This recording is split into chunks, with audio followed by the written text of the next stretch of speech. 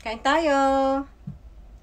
Kanin. Ito ay yung tirang kanin kagabi. Kaya, kailangan ko siyang kainin. Tapos, may nilagang baka. Then, patis na may kalamansi. Tapos, may alamang. Alamang. Sarap. Minsan lang ako kumain ng kanin dito sa bahay. Kasi nga, may natira siyang kanin. Kaya, kailangan ko siyang kainin. Sarap ng nilaga. Sarap. Ang init. Kain. Dito ako kumakain sa kwarto kasi maliwanag. Sarap.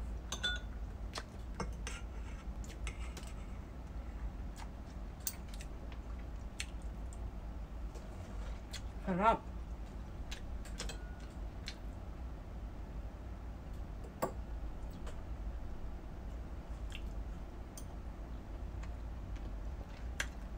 Itong nilaga, tirayan din yan kagabi.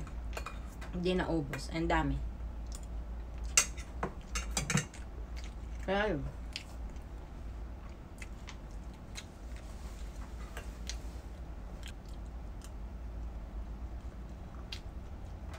Late na ako kumain kasi galing ako ng supermarket pagkahatid ko ng bata.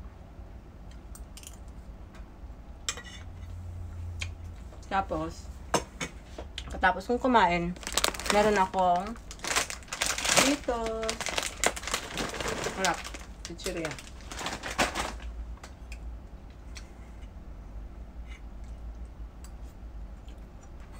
Sarap talaga ng patis na may kalamansi. Sarap. Kaya may tirang kanin kasi hindi nagbaon yung amo kong lalaki.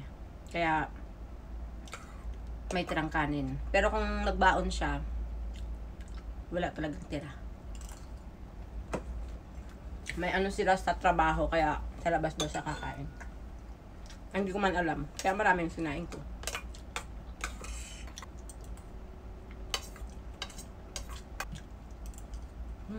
Sarap. Kuha muna akong drinks.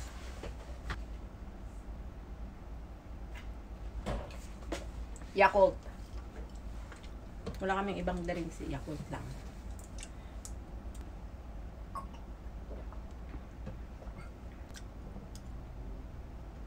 Sarap ng alamang.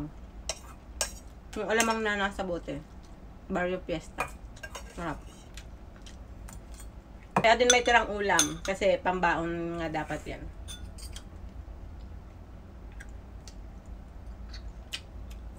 Pag nagluluto kasi ako ng dinner, sakto talaga sa kanila lang. Sakto. Walang matitira doon. At saka kasama ang baon. Lunchbox ng amo kong lalaki. Amo kong babae hindi yung nagbabaon. Sa trabaho yung kumakain.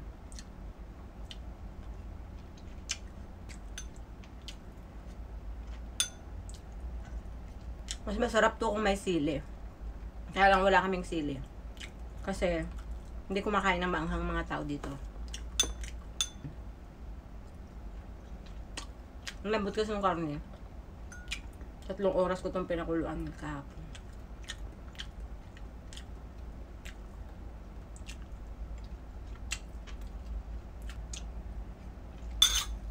Ubus ko yung kanin, wala na.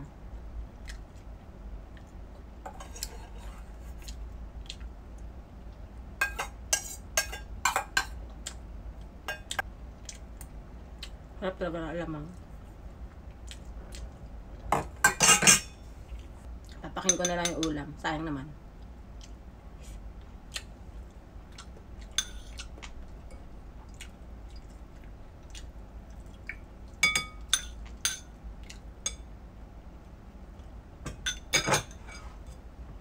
Wala na. Puro sabaw at gulay. Hindi ko kumakain nun. Ito lang. Karne lang sa akin. The rest dito tapong ko na.